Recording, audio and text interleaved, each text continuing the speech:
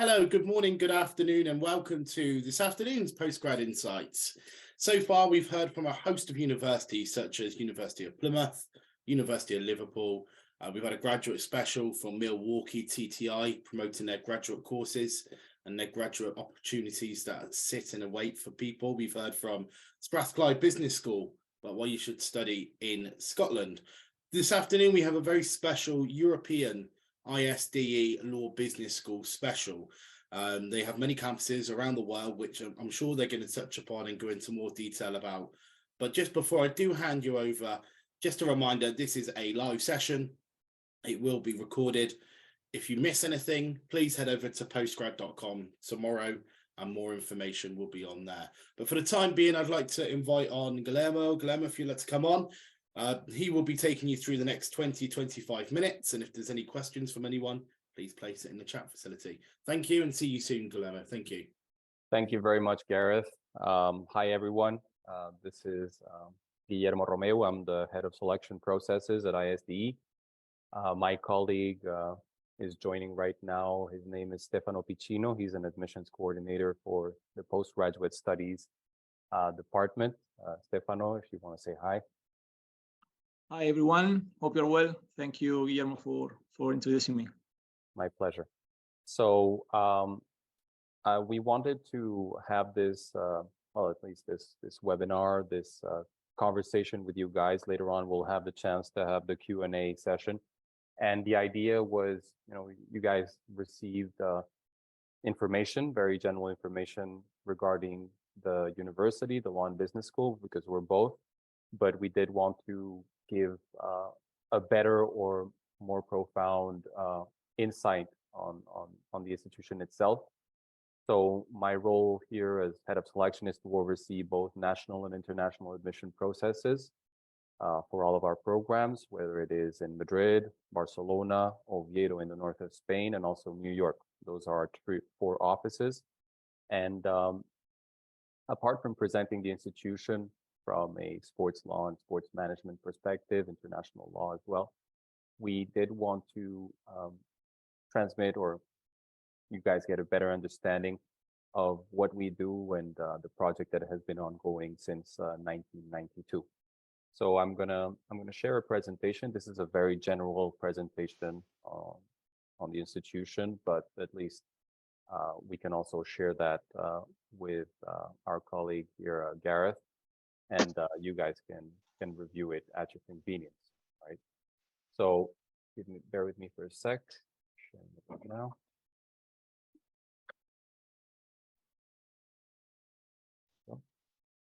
So, all right. So well, I'll start at the beginning. She's a former student. She's currently working at KPMG Sports, so she's done very well. We chose her because she's a great student.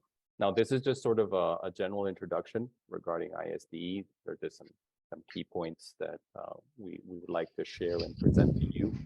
But I would probably go directly to the message of our CEO, which is very simple in the end. ISDE was, in universities, law and business schools have very different ways of being created. Some of them are organic. They come from purely academia. Some of them, as you may or may not know, come from religious orders. But in our case, it's a little different in the sense that ISD was created on the basis of the professional legal services practice, which means that both national and international law firms, Big Fours, traded companies, decided that the training of their juniors and their associates was far too theoretical, was far too sort of old school in that way. And they decided to do something different, and on the basis of a law firm, on the basis of what law firms expected and were seeking for their new workers, new associates, junior lawyers, to really respond to what the client, the end client of legal services was expecting. So how did they do that? Well, it was pretty easy at the same time as being pretty complex, which means that they connected ISDE with their human resources departments, which in the end are the connecting link with their partners and clients, and sort of analyzed what was being done in the university, so a theory or theoretical kind of training, plus what was advocacy, so being a lawyer, which is a very different thing. In the end, studying law is pretty traditional. Here in Spain, we have our law based in Roman law, so very sort of traditional way of doing things. But in the end, we saw that international and comparative law was important, globalized kind of services. In the end, multi-party arbitration, commercial matters were being handled. So the approach was always very, very different in that sense. So a number of these programs were created and they resembled what an internal kind of program in the firms was like.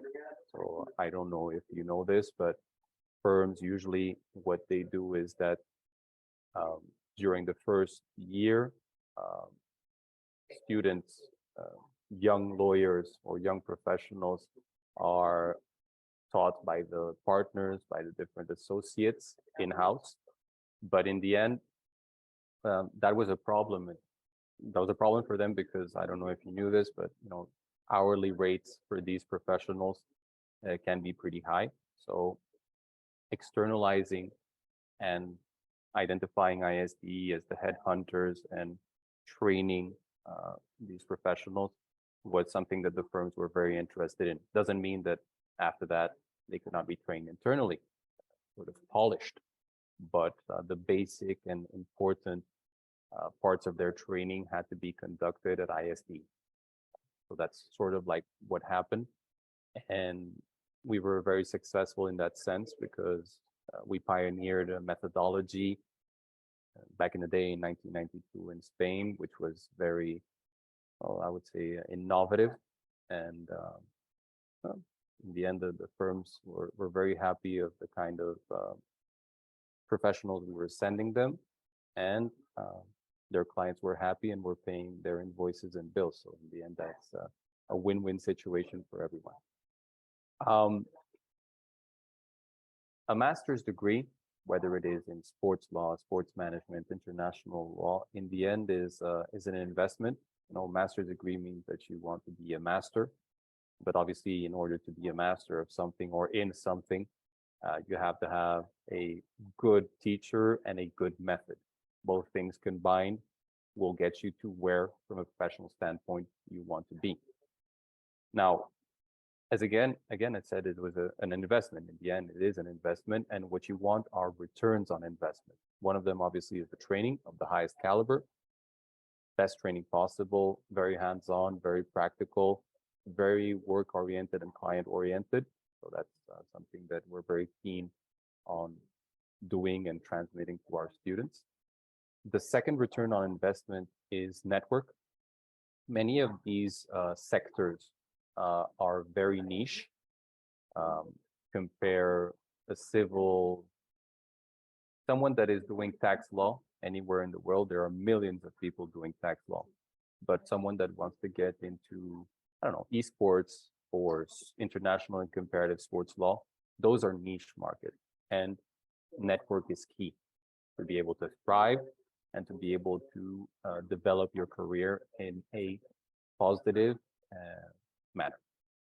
Third return on investment is obviously business synergies. The better you understand the markets or the market in which you want to develop your professional career, the better you will be able to use that toolbox. In the end, a program is a toolbox. A master is a toolbox.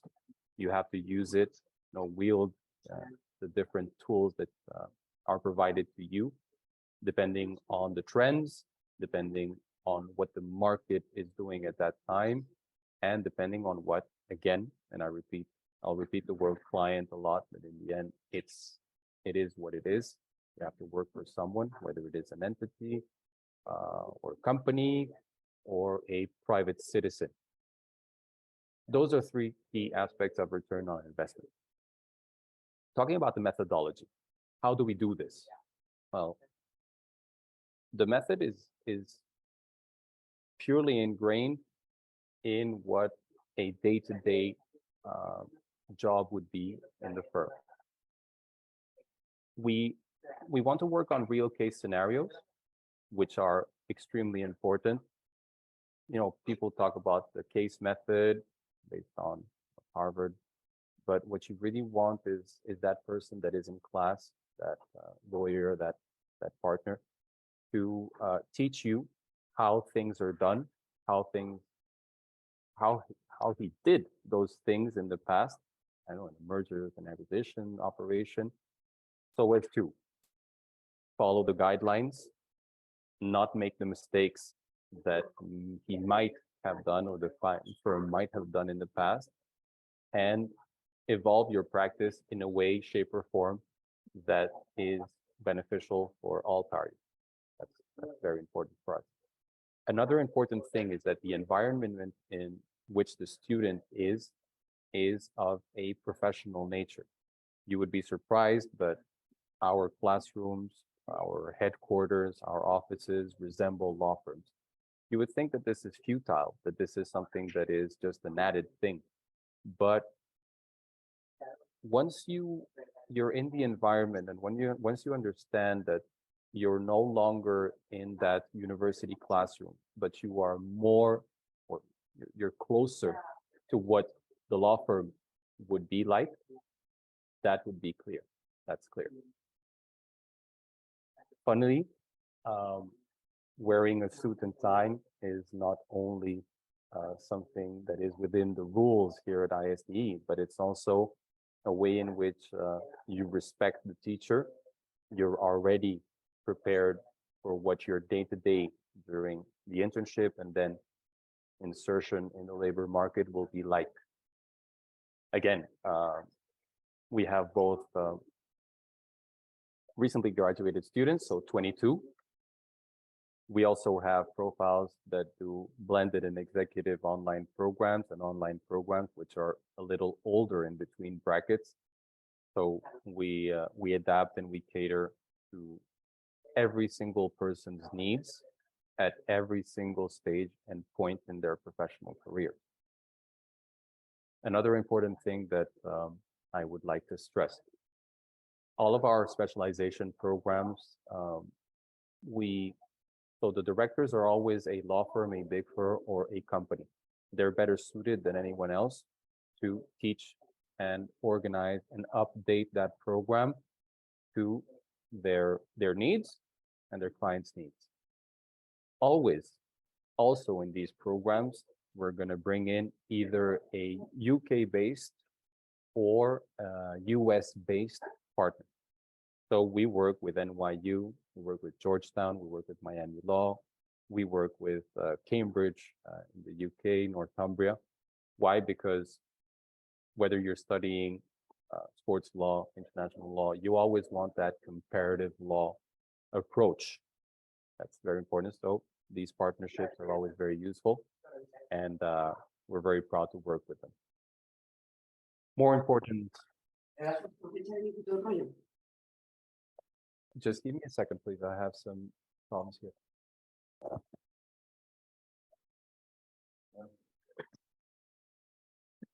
Yes, sorry.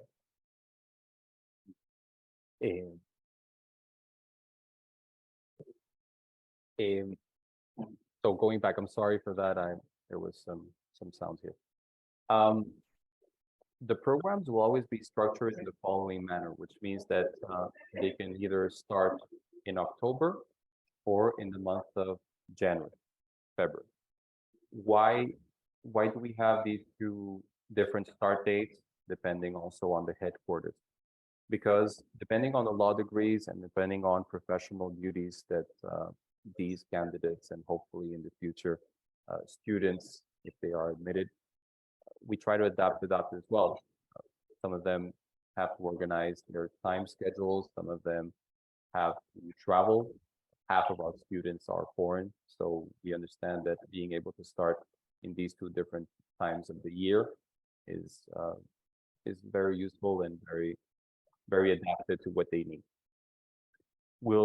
These programs will have a first academic phase, which usually lasts 6 to 7 months full time. In the onlines, it's a little longer, so 9 months. And in the case of the full times, they will always be complemented with an internship. We are one of the few institutions that offer internships based on internship tutorship sessions. So in the end, and to simplify this, is that students don't have to seek their internships. ISDE and its partners seek those on the basis of merit, on the basis, obviously, of interests and choice. We don't want someone doing an internship in rugby if they hate the sport, for example. So that's going to be an additional 4 to 6 months. So all in all, full-time masters will last a year.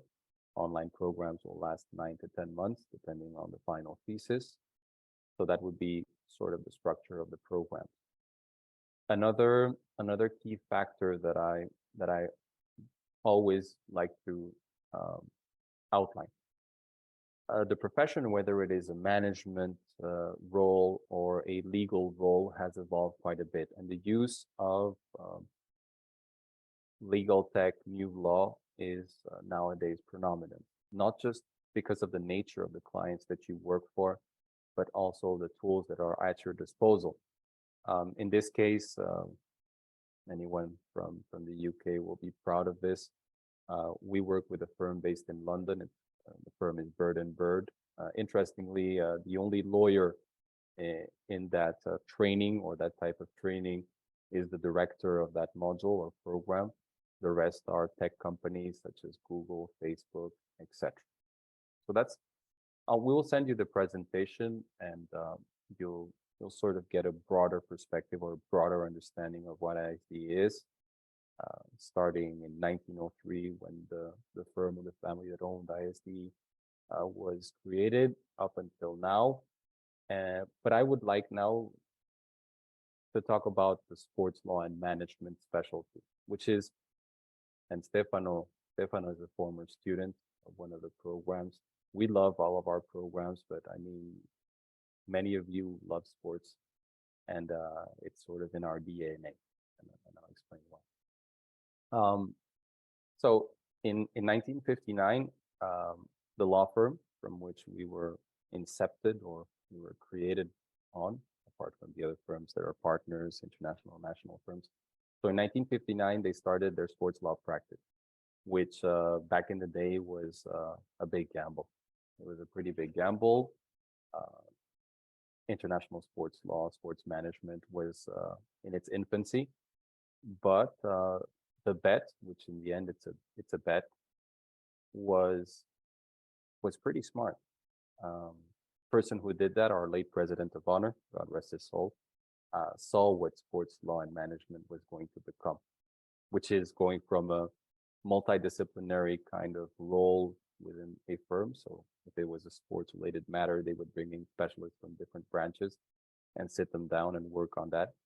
But he saw that legal services, management services in sports was going to become a one-stop shop kind of specialty, which means that you want 1 or 2 specialists working on your case, or working on your entertainment deal or your TV deal. Another concept that is nowadays a reality, and that back then was sort of like a dream, was lex sportiva. So lex sportiva is a term that now is used for international and comparative sports law. Sports law and sports management are pretty unique in the way that they are very globalized. Dispute resolution is always handled in an international context. A number of the deals, or most of the deals, do not only have one party or one national party. They usually implicate a number of variables that take place. You should you look into transfers in football, and you would be surprised of the kind of different things that have to come into play perfectly. So going back to that, over 63 years of experience in this sector have made us a reference, and that's work that was done before my arrival to the institution, or my starting here in Stefanos. So these professionals paved the way. First arbitrator in Tascas in Lausanne was the brother of my former president. So these things tend to happen back in the day, and they sort of laid our track record and our groundwork to specialize in a way that very few institutions have had the chance to do. We understand sports as maybe one of the most noble practices of any human being. We can go back to the Greeks, we can go back to the Romans, but it goes much more than that. Sports is one of the few things that get people together. Obviously, you have to be a fan. And it's one of the few industries that has remained in the last years, and obviously during the pandemic and after the pandemic, pretty stable. Esports, for example, has grown quite a bit from what we had before the pandemic to what we have nowadays. Stayed very stable and grew. We have many programs in sports law and management. We have them in Spanish, we have them in English, we have them in different methodologies, we have them with or without internship. So again, being able to adapt to every single candidate's and potential students' needs is something that is key for us. Another very important thing is that the directors, the teachers of these programs mostly are former students. So having that person that has gone through these programs 5-10 years ago it's invaluable, because the student can then relate to that person, that teacher, see him as a role model, even someone that can give him good and sound advice to structure his or her careers in the way that maybe they didn't think was going to be like that. But sometimes getting input, whether you want to listen to it or not, usually is useful. Sometimes getting a no, or maybe you should do this, is going to be much better for you, because it will sort of pull you out of your comfort zone or what you had predicted beforehand, and see new horizons, see new things that you may or may not have foreseen beforehand. So having a faculty that is mainly composed of former students is extremely useful for us. Very, very useful for us, and very, very useful for the students. Another very important thing about sports law and management programs is that they are multi-sport and multi-jurisdictional, which means that the idea was and is and will be to train someone that has a 360-degree viewpoint of what the ecosystem is, that has a very precise and technical understanding of what is happening right now, but more importantly, what will happen in the future, and be able to adapt. And I think that in a very changing industry that has no boundaries, that has no frontiers, that has no borders, more and more, having that ease of being able to adapt to many different scenarios and work in different contexts, and also work in geographical areas, is extremely important. It's like the full-on professional that will give his time and will work very hard for his client to get them to what their professional sports-related objectives are. Very important in that sense, and I always stress it. practical training and knowledge is also very important, because there was a study in which overwhelmingly what you had done, you would retain much more than anything else that you had memorized or that you had studied on a book. So by doing something practically, it's really going to stay within your knowledge and with what you know. Going into details, we partner with FC Barcelona in 2 programs in Barcelona, sports management and law. We have our own sports, international sports law programs in Madrid, whether it is the online or the full-time. Those we do ourselves because we're a reference in the sector. Esports, I've mentioned it a couple of times during the presentation. One of the few full-time programs with internships in the world. Started as a module 10 years ago, became a master 6 years ago, and our former students are all working in the sector, which is obviously what you want in this program and in other programs.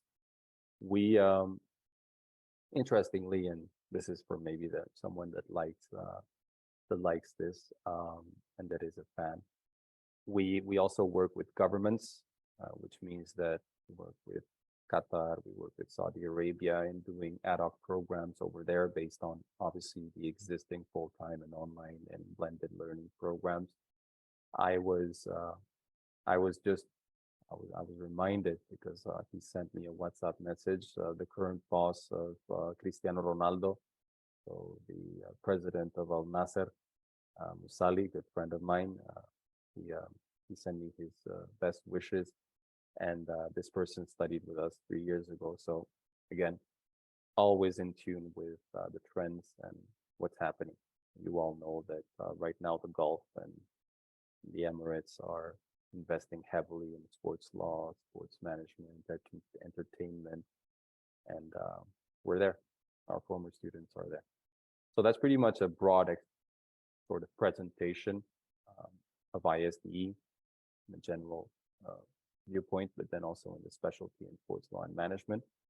Now, Gareth, if you want to open the Q&A session, perfect. Excellent, thank you very much. Now, look, questions are coming before, but I've actually got a few questions myself as well. Good. I find it a fascinating view and listen, actually. What would make ISD stand out to other business and law schools around the world? Because there's many colleges and universities now that have different campuses all over the world, and it's a big USP for a lot of them. But what makes you guys stand out? What makes it so unique to come and study with ISDE? So Gareth, talking as a former student, I can tell you that what is the main point, the main strength point of ISDE is that the combination of the programs, combining the theory, the practical, and then also the internship. So you've got combinations. So the program is structured in some way that the students can actually put in practice what he has learned during his bachelor degree, for example, in his home country.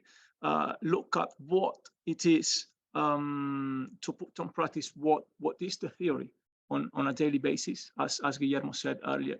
And then we've got the academic trip also included in the on-site edition of the master, which help the students to have a look of how, for example, FIFA, national, international confederation law firms are run out nowadays. So how really professionals work within it, what do they do, and how they deal with the workload, how they have to meet their deadlines, and so on.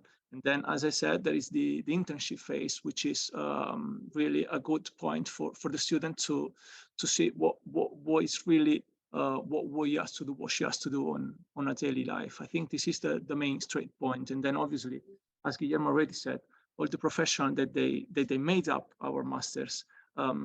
It's such as an experience, because what we also say to our students or future students is that it's like they are having an interview on a daily basis, because every day you've got different professional giving you a lecture.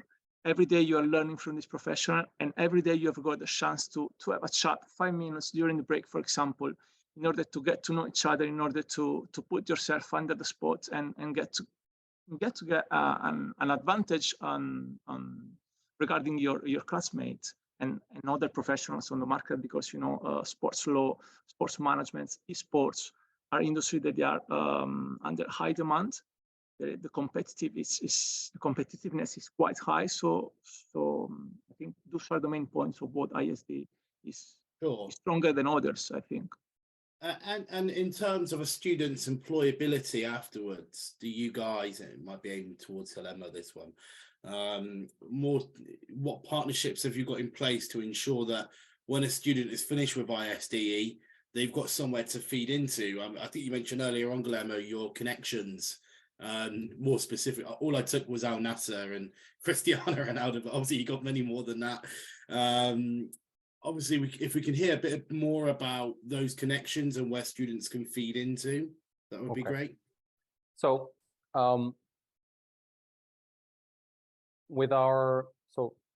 when we work with clubs, law firms, big fours, etc., and they are the directors, the teachers, the internship providers, it's just not limited to that. I mean, if someone wants to partner with ISDE, and thankfully in sports law and management and in other specialties, we have many. It's not just it's not just doing one of these things. We want them, when they have to hire in an internship or as with a labor contract, we want them to be first, or ISD should be first on their list to at least select the profiles that they want. I'll give you an example. Liverpool FC, if they're looking for a junior in-house counsel or a paralegal, they are not going to go on info jobs on Monster. What they are going to do is that they'll see that they're teaching at ISDE.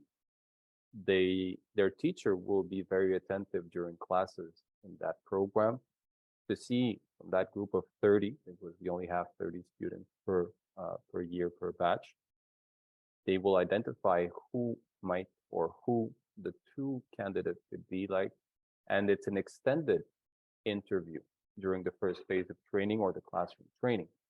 So they're really going to be able to know what that person is capable of and whether he or she should start an internship, and therefore employability in these programs, mainly the full-time with the internship, is over 98%. True that we only have 30 students, and that's limited because we want a good classroom environment and we want them to be able to participate, and we want them to access good internships and good employability. We had 60, 70, or 80 students, such as other institutions. I'm afraid that that would not be possible, and there comes my job and Stefano's in selecting the correct profile. So our partners are not limited just the logo on our webpage. Their work with us and their partnership with us is long-lasting and in many different ways. So we're the headhunters, and we send them. So it sounds like to me you guys are in a relatively good position year on year because of your standing in the market, that you're able to pick and choose potentially the students that come on board. Is there any financial aid and help for students? So bursaries or scholarships that you guys offer to help students come on board? Well, as an institution, being able to help students with potential to boost their talent will always have the scholarship and also payment plan programs or financing. What we're trying to say is that every year we receive funds from law firms, clubs, etc. And these funds are used by the institution to offer partial scholarships. Sometimes they're also merit-based full scholarships, but a number of different criteria has to be met. Not only is it from a merit or academic perspective, a good student, but if economic need, also some countries are going through a rough patch or a financial or even exchange rate situation. Those things are always taken into account when giving these scholarships and helping these students. So yes, the institution will always be there from a financial standpoint for those students that not only make it into the programs, but that show us that they deserve those scholarships and financial aid. Excellent. And you touched on it earlier, but I want to bring it up again about the campuses that you've got to offer. Can students pick and choose where they study, or is it course dependent? Okay. Well, it's course dependent, but also they can choose. Our two main headquarters or two main offices are in Madrid and Barcelona for obvious reasons. One's the capital, and the other one is the second largest city in Spain. Now, our office in Oviedo is smaller. They are more sort of specialized in catering to the northern Spanish market, and the one in New York is for our relationship with these universities from the East and the West Coast. Now, if it's in sports law and management, either in Madrid or Barcelona, choosing a full-time or an online program, they're gonna probably choose perfectly fine. It's gonna be perfectly fine with regards to the choice that they make, because we've always thought that. I'll give you an example, which is much easier. Why is our esports master in Barcelona? Well, because the ecosystem of esports in Barcelona, and I'm in Madrid, so this is difficult to say, is much more developed than Madrid. So that's where the internships are, that's where the teachers are, and Barcelona is the reference. What I'm trying to convey is that we can adapt, they can choose, and we will orient them from the from the admissions department so that they make the perfect choice. Excellent. And Stefano, I'm going to finish up with a question to you as an ex-student as well, in a fantastic case study. How is the application process? How a student wants to go on and apply off the back of watching this potentially. What should a student do? What is it the admissions team are looking for when a student is applying? Okay, well, in order to apply for anyone or any of our master, what the student has to do is to, first of all, require information about it. And then one of the admission coordinator or admission responsible will get in touch with the student. So they will have, whether it is via email, WhatsApp, or via phone call, they will get a chat with him or with her and try to get to know each other. First of all, student, the institution, and the coordinator or the responsible for the admission department, then we'll get to know the students in order to guide him or her in the best way possible. In order to evaluate the student, what we need basically is the CV, a motivation letter explaining the reason why the student wants to join one of our masters, and where does she or she herself within the next future. And then some documents such as bachelor degree, if she has got it or if she has got it, or academic rates, anything related with languages, so whether it is IELTS or any other languages that the student can speak. So we need to have a look at a complete overview of the students in order to make the best selection process as possible. After the first stage, which is the review of this documentation, the admission committee will decide if the students can move to the second stage, which consists in written tests, which are gonna be made online, and a telephone interview with a member of the admission committee, which takes approximately 1 hour.